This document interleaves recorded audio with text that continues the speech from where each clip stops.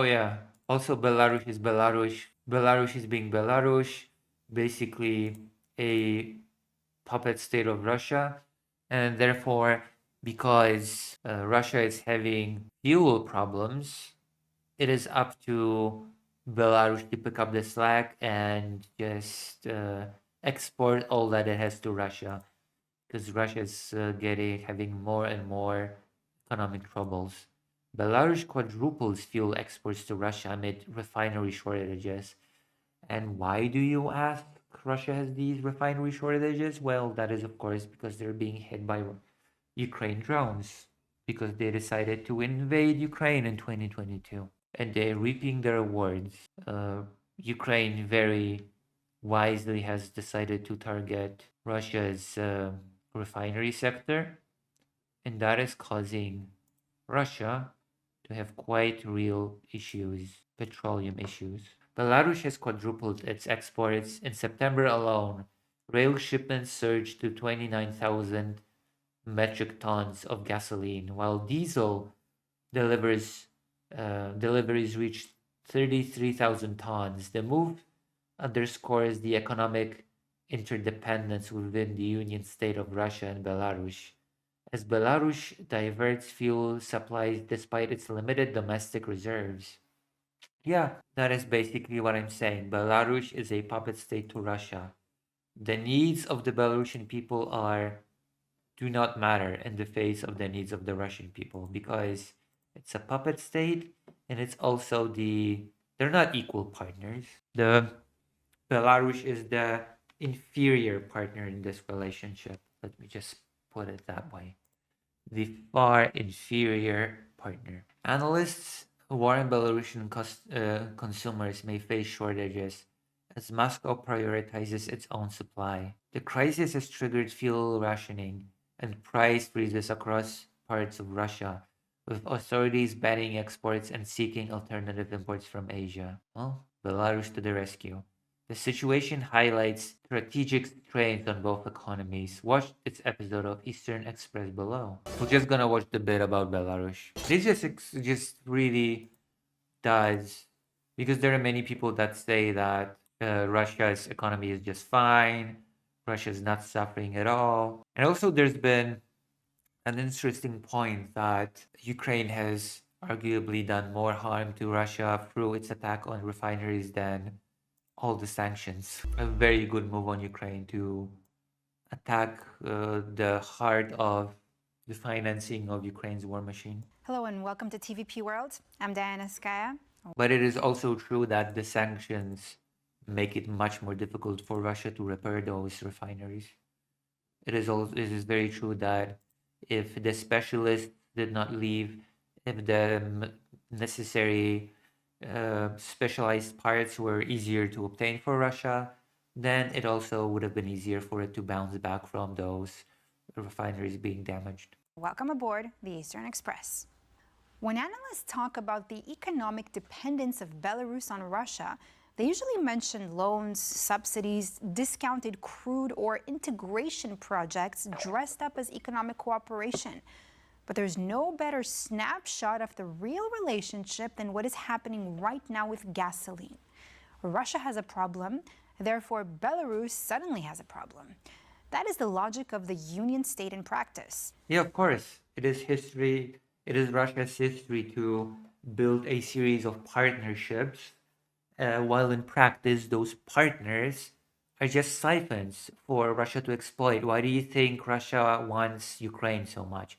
Why do you think that Ukraine needs to be under Russia? Because it wants to siphon its resources. It's to further its goals. That is why. Minsk has quadrupled its gasoline exports. The goal before Euromaidan was to turn Ukraine into Belarus, and it would have had an identical relationship with it under Yanukovych. That was the whole goal.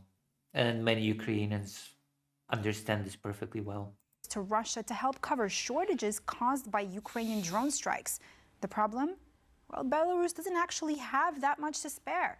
When Moscow fills its own tanks first, it's always Belarusian consumers who end up running on fumes. It doesn't matter. Do you think that Russia cares? Do you think that Putin cares? Do you think that Lukashenko cares for that matter? No, of course not.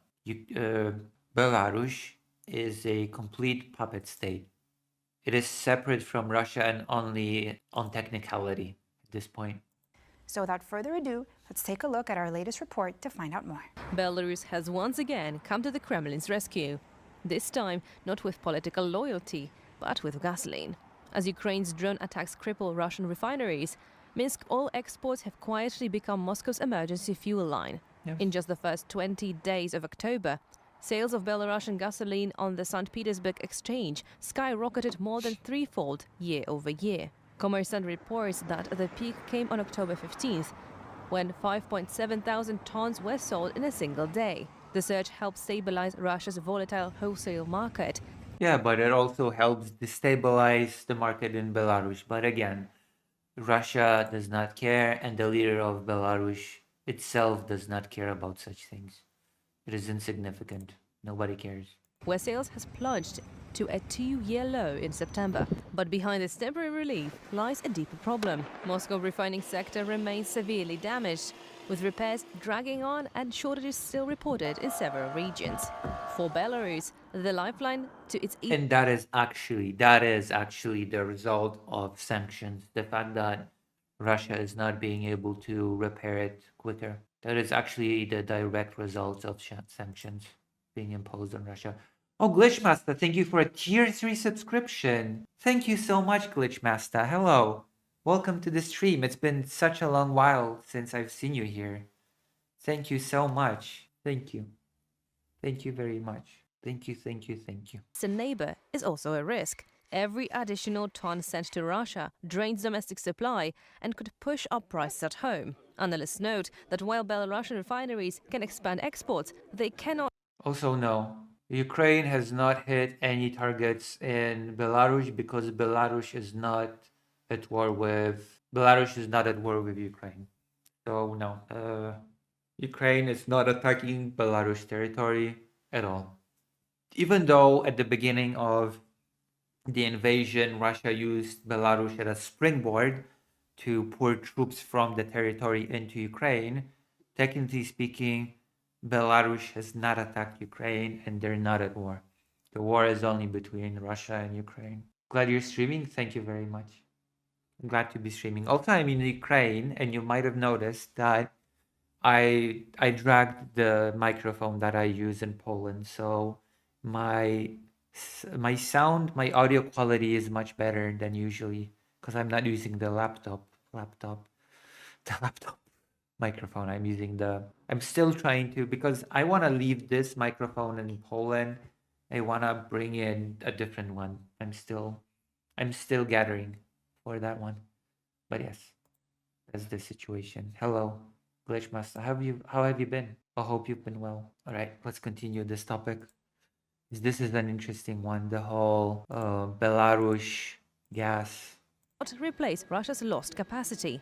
Even running flat out, their production remains limited. Lou Lvovsky from the Baroque think tank sums up the paradox in one sharp metaphor. If we go too far and send too much gasoline to Russia, it may turn out like with potatoes. After potatoes disappear, gasoline will too. Belarus may be helping Russia avert an immediate fuel crisis, but is doing so at the cost of its own reserves and possibly its own stability. Yeah, of course. That is a no-brainer. A short-term game that could, in time, leave both countries running on fumes. In the energy game between allies, even friendship burns at a price. Now let's zone in on the Yeah, that is the situation. And Ukraine was supposed to have an identical role. That was supposed to be the role of Ukraine as well. All right, let's look at some more news.